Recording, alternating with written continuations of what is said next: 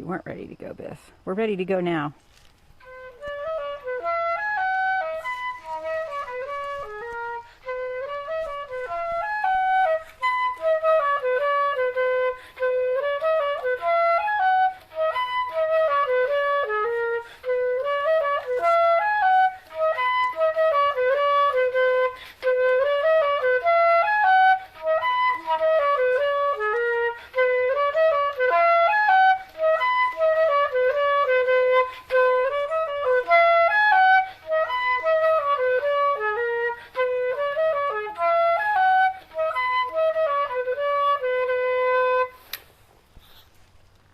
Hi, this is Sally Morgan, physical therapist, craniosacral therapist, and Tellington T-Touch practitioner for animals and people.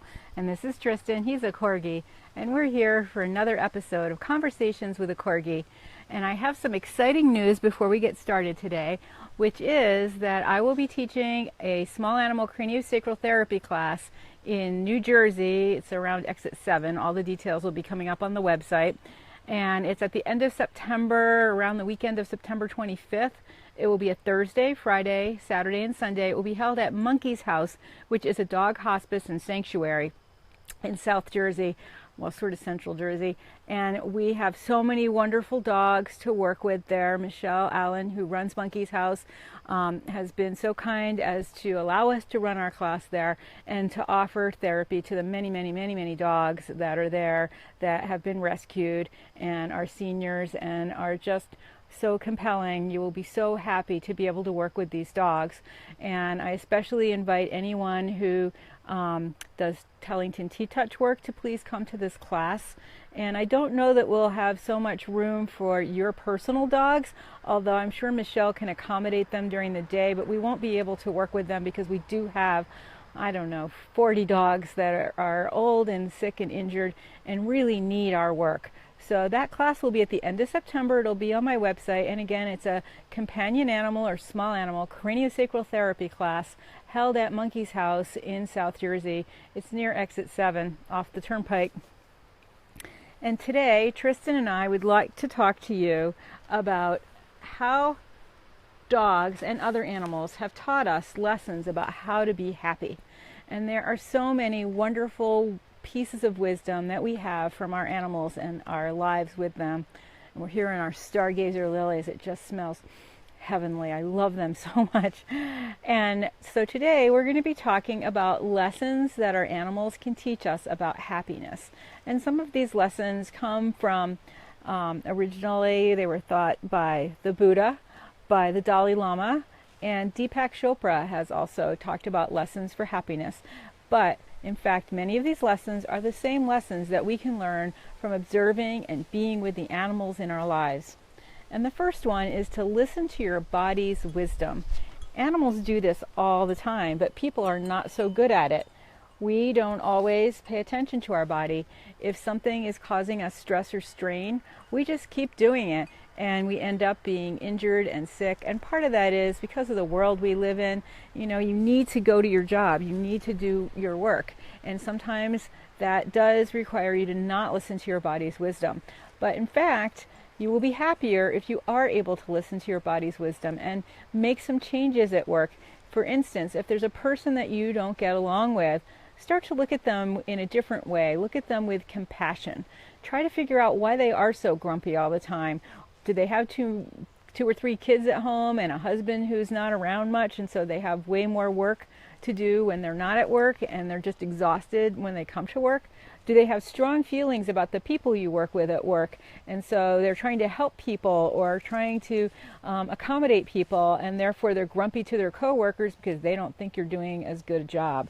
Or do you just have too many people in a small space and people with strong opinions, and they are not able to get along because they can't overlook the difference of opinions? So try to find the good and the compassion for the people that are around you at your job, and that may help you be able to listen to your body's wisdom. If you find yourself holding your breath and getting nervous and tense when you're talking to your boss, try to take some deep breaths, calm down.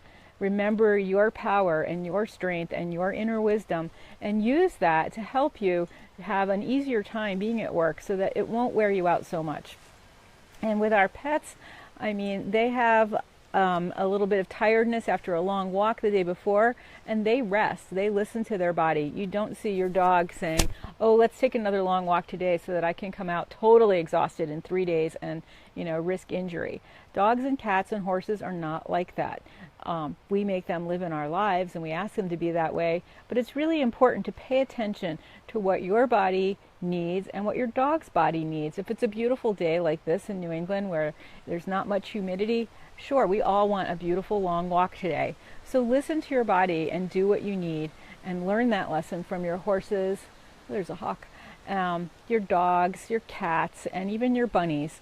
All of the animals in the world have to listen to their body's wisdom in order to survive. And so it's really important when you're injured or sick or tired that you take the time to rest and recover. And then when you are better, take time to play and enjoy your body. Our bodies are amazing things. They can do amazing acts of healing and repair and regeneration. So listening to your body's wisdom is an important lesson that we can learn from our animals. Another lesson is to live in the present moment.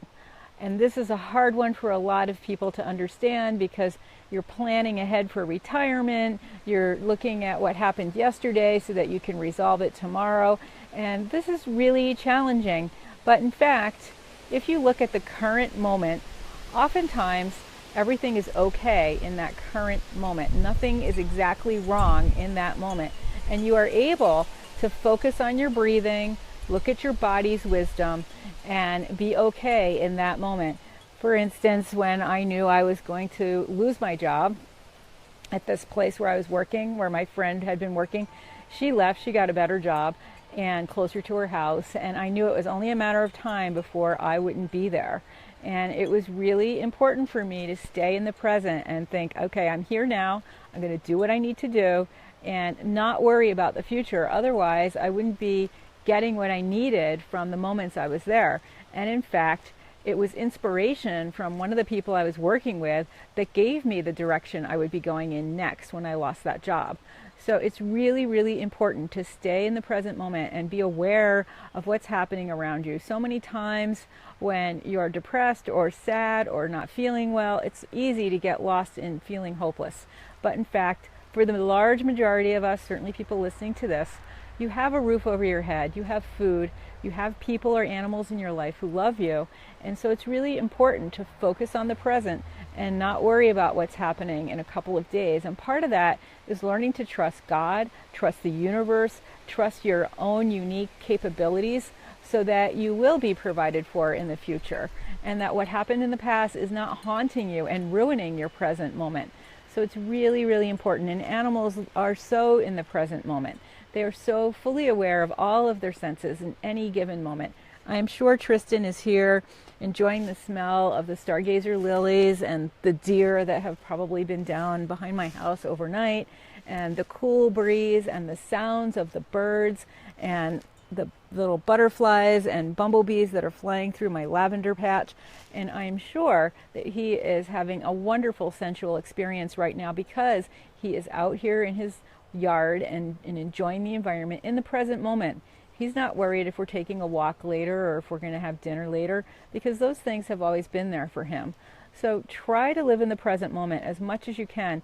And one thing I recommend for people who don't do this easily and stress a lot about things, just try to do it for about 5 minutes or even 1 minute a day. Just take some time to sit quietly somewhere.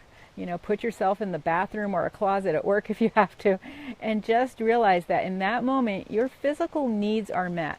You are okay. And in that present moment, you're okay. And that will help you stay in the present moment to understand your connection to the world and to your power to be able to manage whatever may come up throughout your life. And part of staying in the present moment is embracing silence and being okay with the quiet.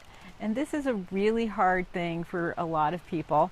I certainly have been guilty of not being able to be okay in silence when I was much younger. But this is something we can learn from our animals. They, of course, will whinny to each other. Our dogs will bark when someone comes to the door that they know, or when the postal person brings the mail. But in fact, most of their day is spent in silence. And what that allows them to do is to stay in the present moment and enjoy the sensory experience of every minute of the day. And in fact, that helps make them find happiness that eludes us so often. So it's really important to embrace silence. And how do you do this? The best way to do it, they say, is to meditate. Well, as much as I teach yoga and I've known about meditation and I know how to do it, it's not something that comes naturally to me. And so what I do is, while I'm doing yoga, or I do what I call a walking meditation, where you are silent and you're just listening to your footsteps, listening to the world around you, and you're taking a walk. Or for some people, that might be just sitting outside for a little while and being in silence and seeing what is around you. Because when you embrace that silence and when you get yourself in a quiet place, then you are much more able to be in the present moment. And that is part of finding happiness. Because for most people, moment to moment is all right. When your boss is telling you you're going to be fired, not such a great part of the day. But are you being murdered? Are your limbs being pulled from your body? Yes, you're stressed. Yes, you have children to feed at home. You don't know what you're going to do next. But in that moment, you're okay. And I have to say, always, for most people, the next thing that comes up in their life when they've had an issue with a job is usually better than what they were doing in some way. They might not have as much money, but they might be happier, or they might have more money, or they might be one step closer to following their true dreams. So embracing that silence and having that moment for reflection also allows you to have those aha moments when you say, oh my gosh, I never thought of that. Maybe I could do this way. So it's really important to find that quiet time in your day to reflect and to clear your mind of everything. And one of the things that I learned along the way trying to meditate, especially when I'm doing yoga, I use this practice, is to just imagine a sky like it is today, blue with some puffy clouds, and I just imagine the things that are coming to mind as the clouds and watching them float by. Oh, I'm worried about paying the taxes. Oh, I have to get the car into the Jiffy Lube. And all those things just float by one at a time, and I'm okay in the present moment, and I'm silent, and I know that something will occur to me that I had not thought of before, because I'm allowing that silence, that meditative space into my life. And nearly everyone, including Einstein, have used the silence of meditation or just sitting quietly to gain insight into the things that have brought us many wonderful, wonderful changes to our lives here on Earth. And one of the other things that we can do to find happiness, that we can learn from our dogs, is to not hold on to toxic emotions. And those emotions are anger, jealousy, greed, any of the things that make you miserable, depression, sadness, all of those things. If you let those things go, you will be able to be happier because you will be in the present moment. Do we see our dogs going around and saying, oh, I hate that dog across the street, I can't wait to see him again, I'll show him next time? Or going around saying, oh, I'm so small and puny, that dog across the street is so big and he scares me, and I'm so small, I can never amount to anything. Dogs and cats don't do that. Horses don't do that. We perceive them as doing that sometimes, but that's totally coming from us. If a horse that they don't like is on the other side of the fence, as long as there's a fence between them, that horse is pretty much okay, and he does not hold on to resentment of that other horse. They do not wait till the horse is, in the barn and plot to kick them when they come down the aisle if it's a horse they don't like. Our animals are not revengeful, they are not jealous, and they are not angry. They may be frustrated in a moment, but they are not holding on to their toxic emotions. And in some cases, there are levels of sadness that may be trapped in the animal, which is why I do emotion code work, because sometimes they've been in a panic or a shock or something like that, and it's been so extreme that it's gone into the tissues in their body and they need to let go of it. But does that impact their day-to-day life? Generally not. The animals that I've worked with that really needed emotion code work to release trapped emotions, generally they have one issue, like they're barking at people that come into the house, or they are afraid of thunder, or they're afraid of cats, or something like that, that is something that's traced back to a specific issue.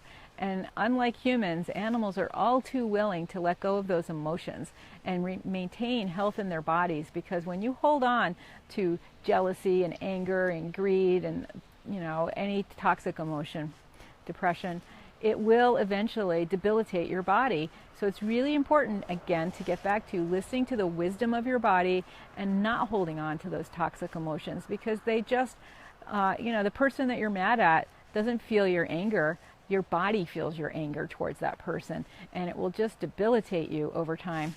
I see we have a little bug crawling across the screen. I guess you guys can see him. I'm not sure, but he probably looks like a giant monster. He's got long antennas. So it's really important to recognize that our animals don't hold on to toxic emotions, and that's why they have such a better existence than we do in some ways, because they are able to relax and be in the present moment, listen to their body's wisdom, because they aren't holding on to that anger and resentment. And I have a friend, for instance, who has a relative who lives near her who has been rather mean over some years.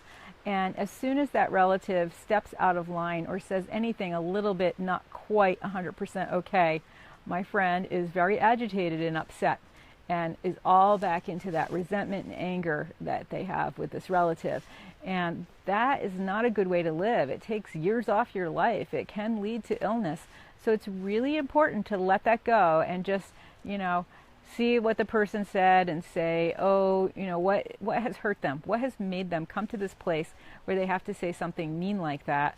But forgive them and move on. Don't hold on to your resentment and your anger, because things build. It's like feeding a fire. Every little stick you put in there of anger and resentment or depression just feeds that fire, and it gets bigger and bigger until it overwhelms you and those around you, more importantly. And we want our lives with our animals to be full of happiness and love. We don't want to be walking our dogs when we're angry at our boss.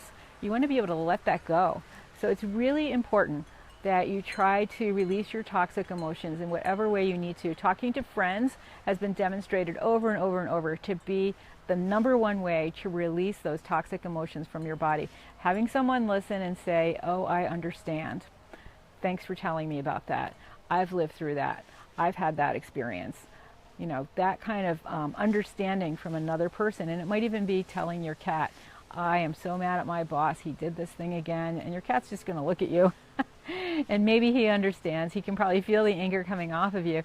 But generally, he'll roll over on his side and do something super adorable. And if you can let go of your anger, you can embrace that moment with your kitty and then move on. So this is an important lesson for happiness that our animals can teach us, because generally they don't hold on to those toxic emotions. And if they do, they are certainly really quickly wanting to get rid of them. And they don't let them impede their lives. And sometimes, yes, it's sad but true, our animals will take on our toxic emotions. So that's one more reason to try to let go of that. I've seen people that are just so sick and grumpy and angry, and their poor animals that live with them are the same way, and they're not healthy. So it's really, really important to find a way to release those negative emotions from your body by breathing, taking a walk in nature, reading a book, watching a movie, eating something wonderful. Immerse yourself in the present moment with sensual experiences, meaning applies to the senses. Sensory, I guess, is better. So do something to get you in the present moment and release that toxic emotion. I've always been grateful when I have a bit of a commute home, because that gives me time to let go of all the crap at work, so that when I come into my house, I'm my best self. And don't we all want to be our best selves with our horses and our dogs and our cats and our bunnies, because they are always their best selves for us. Another lesson about happiness that we can learn from our animals is to let go of our need for external gratification or external approval. Does my dog come to me and say, am I cute today? Am I still looking good? Am I still wonderful? No, he knows he's wonderful and cute every day. And if he doesn't, I've told him 100,000 times. But our need for approval from others really can lead to our unhappiness. We can be just, torn apart by the fact that the boss may never say you did a good job. And we all need that external approval, but you need to learn how to live without it, to know that in your heart that you did a good job. And if you didn't do a good job necessarily, that you did the best you could in that circumstance. And that is a really important thing, because our society and our culture has led us to be in this situation where we're always looking for approval, where we're in a competitive environment and it's always one against the other. And if you don't win, it's, we've been made to feel that that makes you less than. But in fact, every experience where you are not the winner is an opportunity to learn, and an opportunity for self-growth, and an opportunity for self-reflection. So look at these experiences around you that seem like you're not getting the external gratification, and find that from within yourself. Love yourself as you love your dogs. Dr. Bernie Siegel and I have talked a lot about how people just are not considerate enough to themselves, and they love their animals and would do anything for their animals. Well, what you need to do for your animals is take care of you. If you are sick or not able to feed them and provide for them, then they are not going to be happy either. So it's really important that you find your inner gratification from yourself, and from loving yourself and taking care of yourself, treating your body with respect, treating your relationships with respect. If somebody's really upsetting for you to be around, then don't be around them, because that's not, again, going to allow you to be your best self with your pets and with your horses. And it's really, really important that we bring to them the wonderfulness that they bring to us. And these are some of the lessons that you can learn from your animal about how to find happiness in your own life. Listen to your body's wisdom. Pay attention when you don't feel well, or if your heart is racing, or if you're holding your breath. At that last PT job I had, I happened to have the pulse oximeter around me one day, and I was using it with a man that I was working with, and I took my own heart rate. My resting heart rate is about 60, but when I was at that job, it was about 140 all day long because of the stress. So in fact, losing that job, and it was a very convoluted way of me leaving, them asking me to leave, I don't know, but it was a mess. And part of what happened was my heart rate hasn't been that high probably since then. But if I had stayed at that job, I would have been on track for a heart attack or a stroke or something terrible happening at work, or at least just wearing out my body. So, look for blessings in things that don't seem to be blessings, and certainly listen to your body's wisdom. My heart was screaming at me, get out of this job, because I am racing 140 beats a minute all day long like a bird, and that is not good for you. And so, really important, listen to your body's wisdom to find happiness, and that's something all our animals do every day. And again, live in the present moment.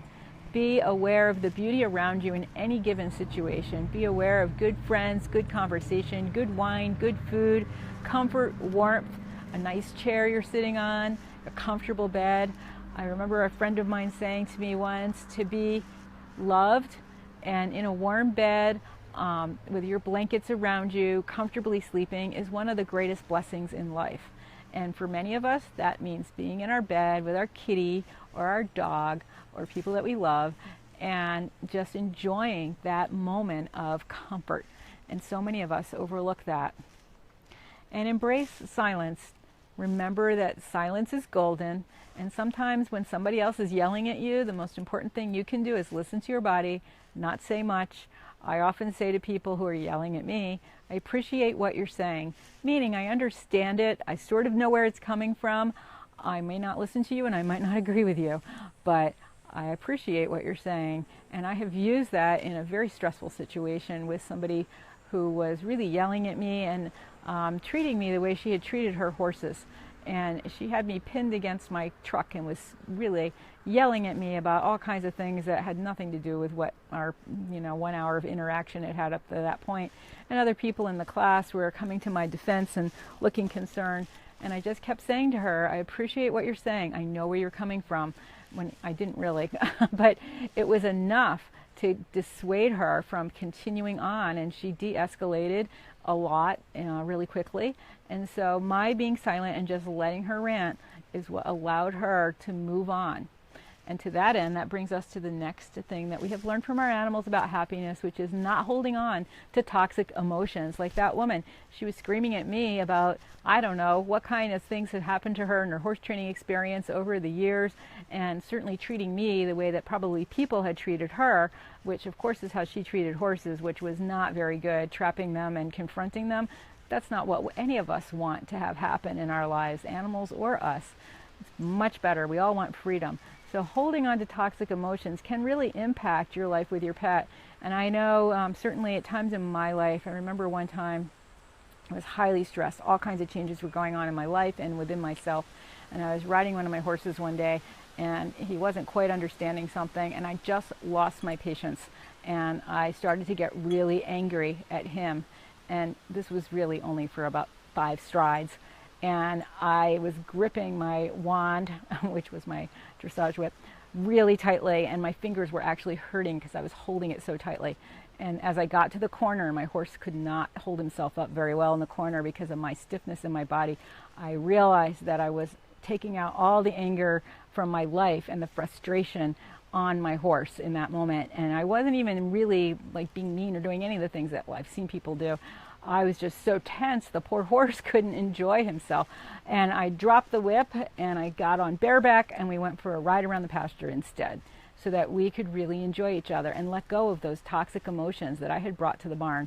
I always ask people when they're coming to the barn to sit in your car for a minute and do a few hard hugs on yourself, breathing in and exhaling as you make that circle and a quarter, and thinking about things you love about your horse.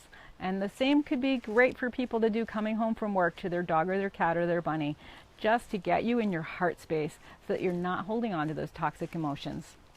And make sure that you learn to love yourself and get rid of your need for external positive reinforcement from external forces.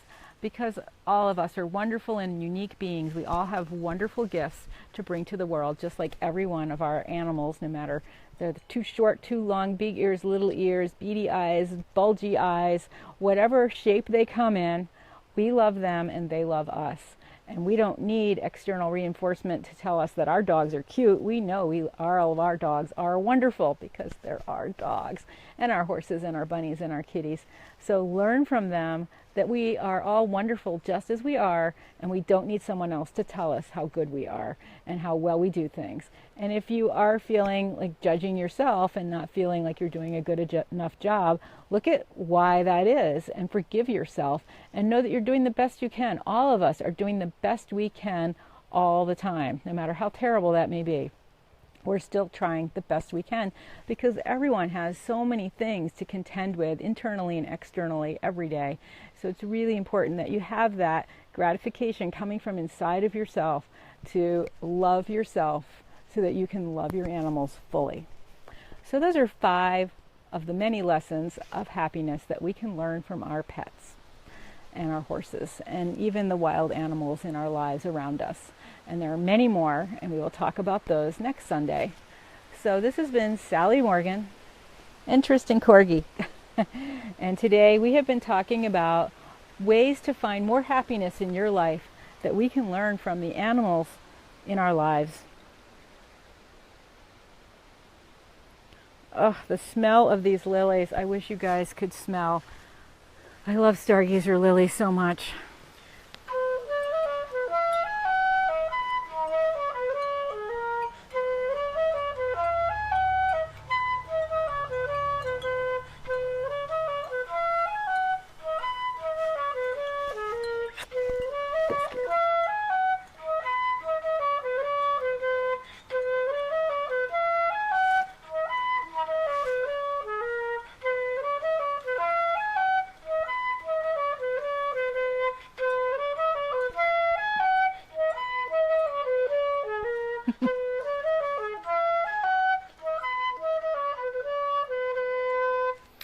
Look at my mom. She loves my outfit. This is a tie-dyed purple and blue shirt that I got at the beach. For hula hooping, actually, but I love the colors, and I wanted to wear my heart today from my friend who makes these incredible things, Tamsin Araby. And this one actually has a circle and a quarter in the corner, like T-Touch. So everyone, do a heart hug for yourself today. Love yourself, love your pets, and find happiness in your life by following the lessons that our animals teach us. And don't forget, we will be offering a craniosacral therapy course at Monkey's House on a Thursday, Friday, Saturday at the end of September. Details will be on my website, and certainly there'll be ads on this Facebook page. So please tell your friends. It's going to be, the price will be on there. It's going to be a little expensive, but there is a hotel up the road, and it's a little bit crowded, but we will really love working with the animals there. And Michelle's heart is huge, and she will welcome us, and we will have a wonderful time. So thanks for joining us today, and we will see you on Tuesday, because I'll be at my job as an educator on Monday and Wednesday this week. Thanks for joining us.